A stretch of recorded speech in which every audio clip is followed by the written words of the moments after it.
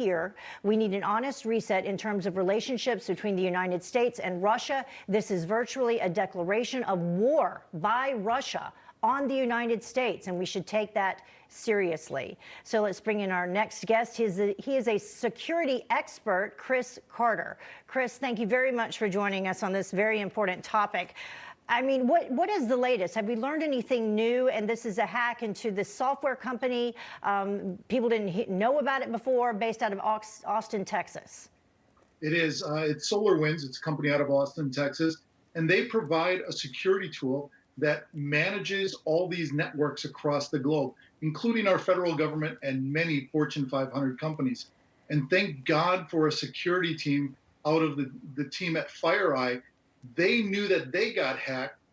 They reverse engineered and found out that it was an update that was actually sent by SolarWinds to over 36,000 companies that they feel got breached, including multiple federal agencies, and not just the 12 that you spoke about. But we're going to come out in the next couple of weeks, I'm sure. There's going to be more agencies that are going to come under fire because they got hacked as well. And we understand that it's described as ongoing. Because when it comes to security, once you get into a system, I don't know this kind of thing, I'm sure you know better, but then you start writing code or you try to manipulate the system so that you're tough to get out. So I also understand there has not been classified information breached, although I don't know if they would tell us if there was such. But how do you get rid of this? What should we be doing at this point? So unfortunately, it is very difficult to find out how long it's been there. They do know that it got planted sometime in March, and it's been sitting there for 9 months. And in the hacking world or in the technology world, we call that hibernating. You can have it hold for a certain period of time and then launch during specific actions. And that's what happened in this regard. So nobody knew for 9 months that it was there, that it was gathering information, pulling anything and everything. Now, these hackers probably went after the biggest bang for the buck they could do the quickest with whatever agency or organization. And it is very difficult to close that loop. What they're going to have to do is go back and find out what was inside that pack.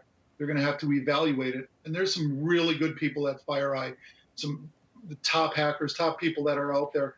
And they're doing that process right now along with the folks at SolarWinds, and trying to figure out what was inside the Orion update to make that happen, to clean that out, to make sure it doesn't happen. But they're going to have to go in with some sniffers as well. Yeah. And they're going to have to find out in that network what's going on, what is still there, can they get rid of it? Is there a way to get rid of it safely and securely to not bring down the entire federal government? Chris, you know, I hear you say 9 months. 9 months ago, that was before the election. So the obvious question from people at home, is there any way that this could have impacted the election in any way? Could, yes. Is it? Can't claim that right now because everybody is still doing investigations.